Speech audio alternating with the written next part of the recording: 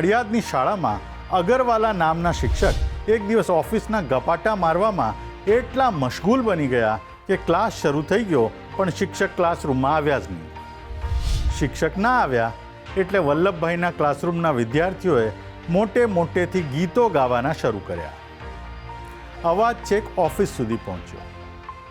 અગરવાલા સાહેબ રાતા પીળા થઈ દોડતા ક્લાસરૂમમાં દાખલ થયા.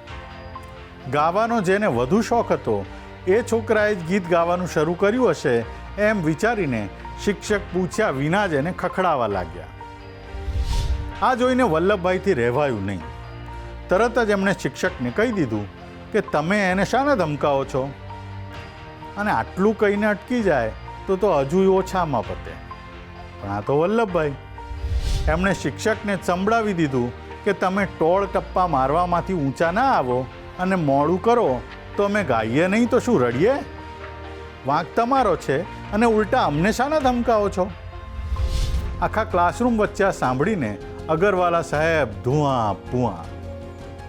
તેમણે વલ્લભભાઈને ક્લાસમાંથી બહાર કાઢી મૂક્યા. વલ્લભભાઈ પણ ઓછા ઉતરે એવા હતા નહીં એટલે બહાર નીકળતી વેળાએ તેમણે સાથી વિદ્યાર્થીઓને આંખનો ઈશારો કર્યો એટલે વલ્લભભાઈની સાથે આખું ધાડું વર્ગની બહાર. આખો દિવસ વર્ગ ખાલી રહ્યો. વલ્લભભાઈને ક્લાસરૂમમાં એન્ટ્રી ન મળે ત્યાં સુધી અંદર બેસવા કોઈ તૈયાર ના થયું.